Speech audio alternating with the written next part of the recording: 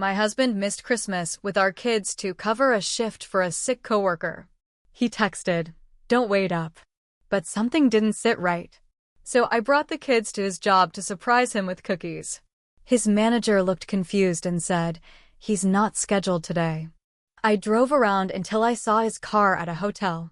I knocked on the door holding a stocking and heard a woman laugh from inside. I left the cookies at the door with a note, "You missed more than Christmas." The kids and I spent the night at my sister's. He still hasn't found us. Let me just say, I wasn't the kind of wife who snooped. I never went through Mark's phone. Never questioned where he was going if he said it was work. We had a good marriage. At least, I thought we did. We've lived in Fort Wayne, Indiana for most of our marriage. It's quiet, a little cold in the winter, but it's home. I'm 38. Mark's 41.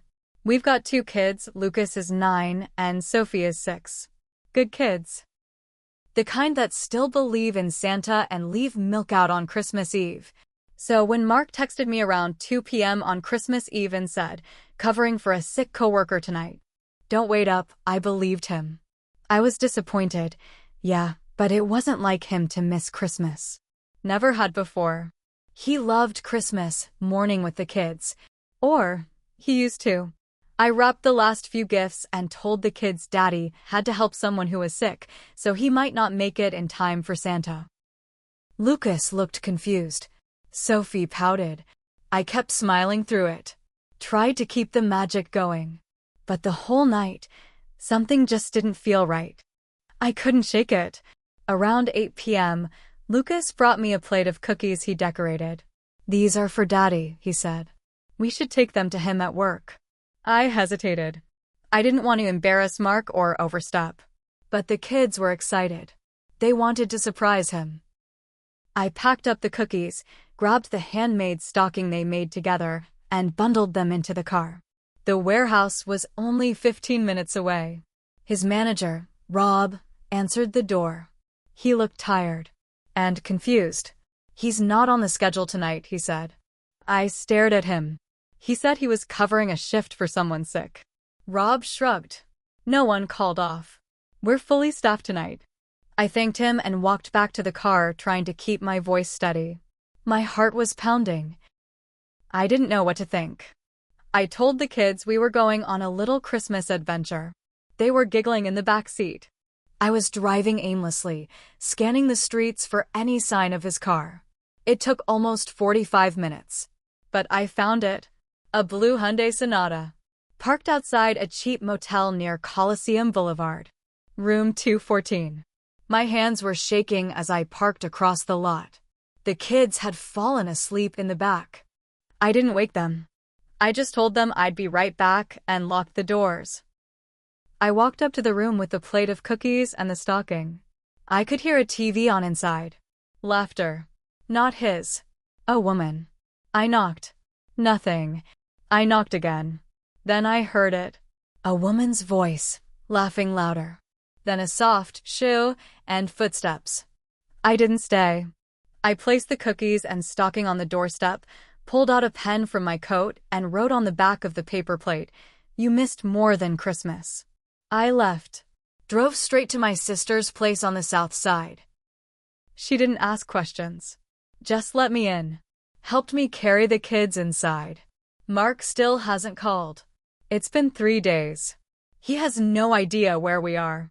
The morning after Christmas, I turned my phone off. I didn't want to see his name pop up. I wasn't ready to hear his voice or hear whatever lies he was going to feed me. I needed space. The kids needed peace. At my sister's, we kept things calm. She has 2 kids around the same age, so Lucas and Sophie stayed busy playing. I told her everything after the kids went to bed. I didn't cry. I couldn't. I just felt empty. Numb. She looked furious. "You want me to go slash his tires?" I smiled a little, but shook my head. Not yet. The next day, I dropped the kids at the park with my sister and drove back home while Mark was at work. I packed bags, clothes, school stuff, birth certificates, important papers, everything I could quietly grab. I didn't know how long we'd be gone. I didn't even know if I was coming back. While I was upstairs, I noticed his nightstand drawer was cracked open. That's weird. Mark was private. He always kept that thing locked. But it was wide open. Inside, condoms. A type we never used. I took a picture. Then I found a crumpled receipt, dated 2 nights before Christmas.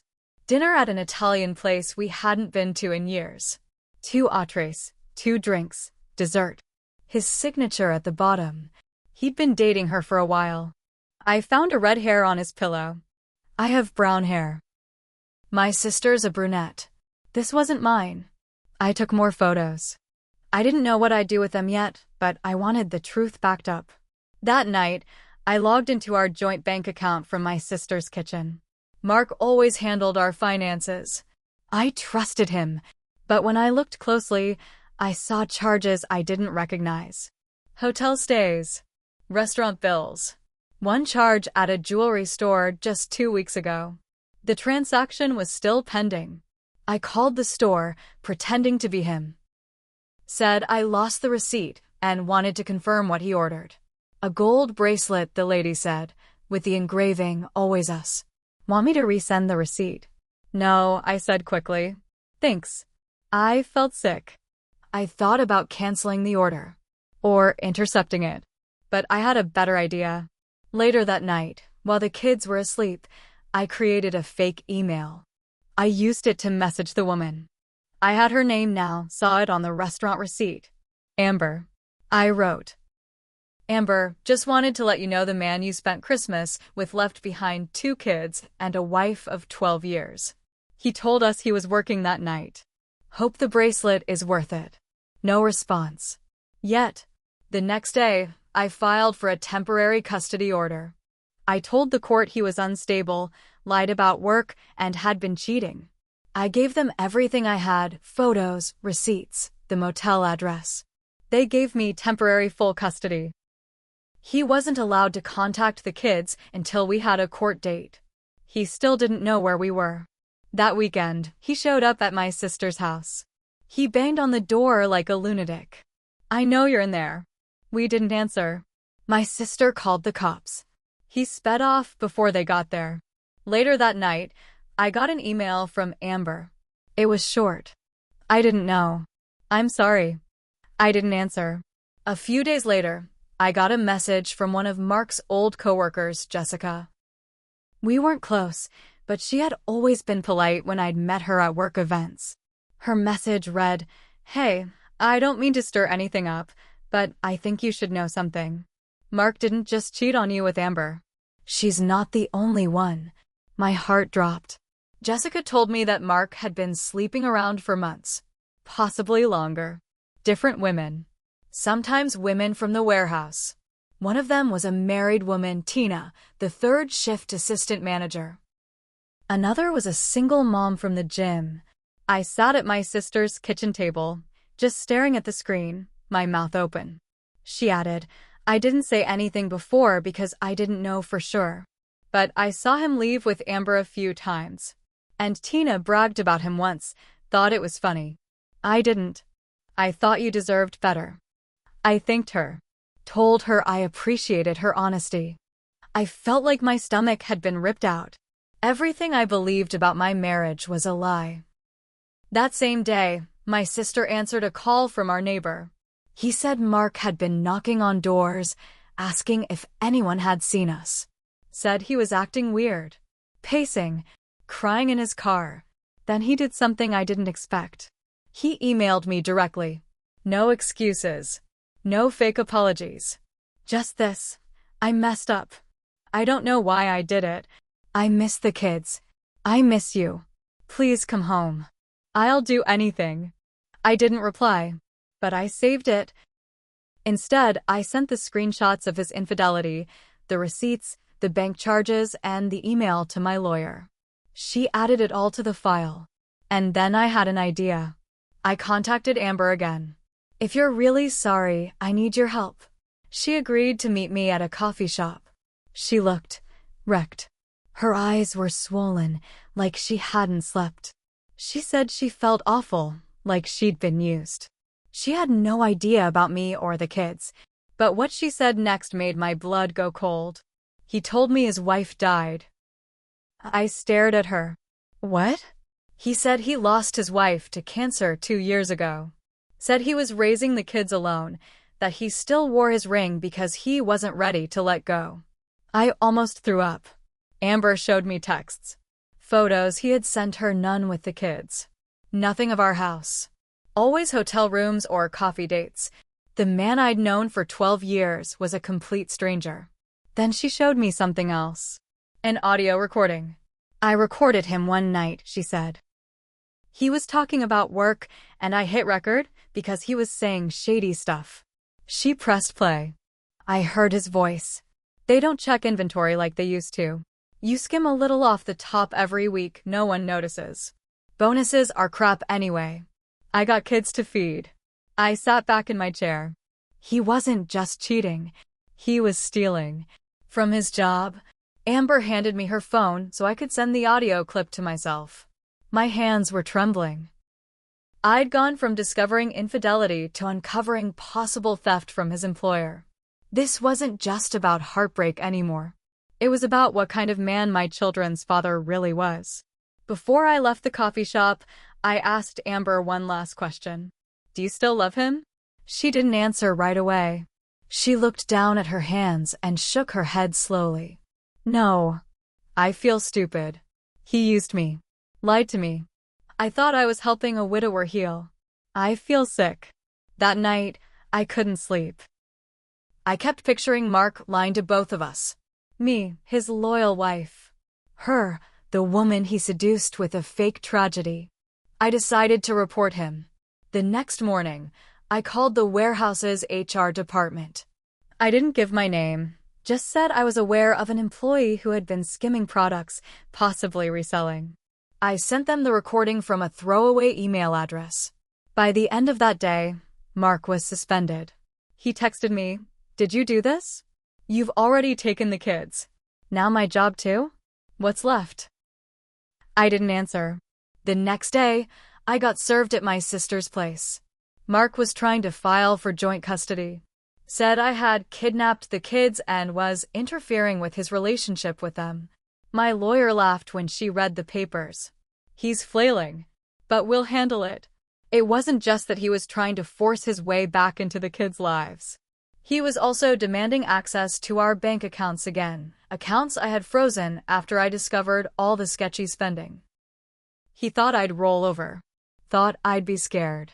But I had a plan. I reached out to a local reporter who sometimes covered employment fraud cases and family disputes. I told her everything. Showed her the receipts, the audio clip, the messages. She didn't promise a story, but she said if charges were filed, she'd be on it. And then the charges came. Mark was arrested 3 weeks later. Theft. Embezzlement. Over $8,000 in missing warehouse goods over the past 6 months. I didn't tell the kids right away. Lucas was already having nightmares. Sophie had started sleeping in my bed every night. I had to keep things as calm as I could. But word spread fast. Fort Wayne isn't a big city. People started whispering. His parents called me. His mother screamed into the phone, "You ruined his life. He was a good man until you turned him cold." I hung up on her. Then came the twist I didn't see coming. Amber reached out again.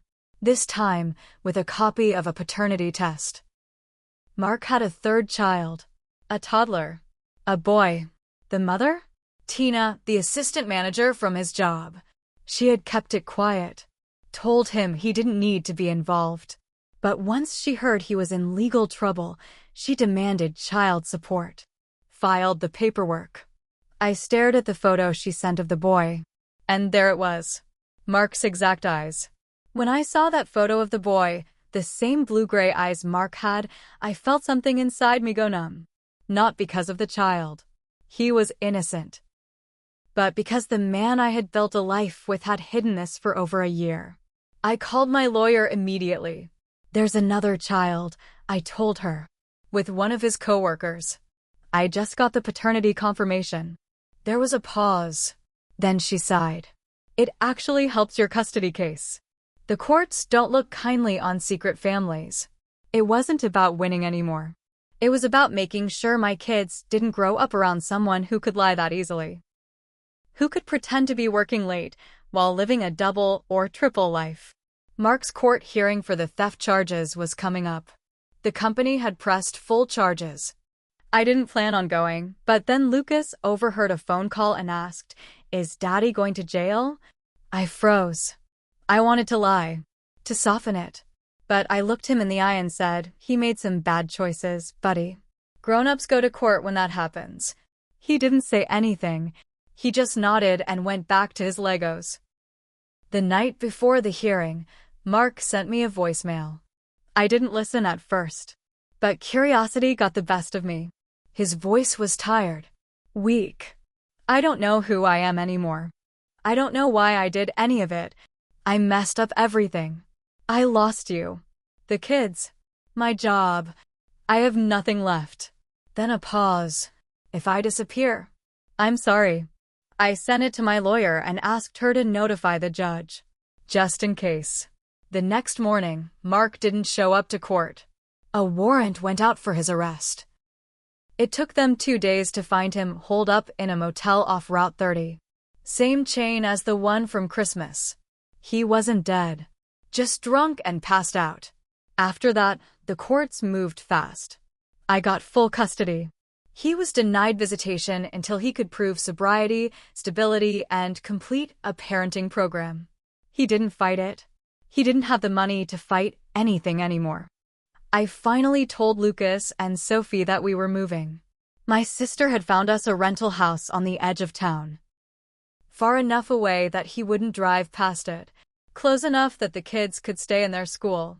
They adjusted faster than I thought. Kids are resilient. But there were signs. Lucas stopped asking about his dad altogether. Sophie cried when she saw other dads pick up their kids from school. Then one night, about a month after we moved, I got a letter in the mail. Handwritten. No return address. It was from Amber. "I've decided to move out of state. Too many bad memories here. I'm sorry for what happened to you. I didn't know. I swear. I hope you find peace. You deserve that much." I folded the letter and put it away. I still hadn't decided what I deserved. But I knew what I didn't deserve. Him. About 3 months after the court gave me full custody, I got a knock on the door. I wasn't expecting anyone.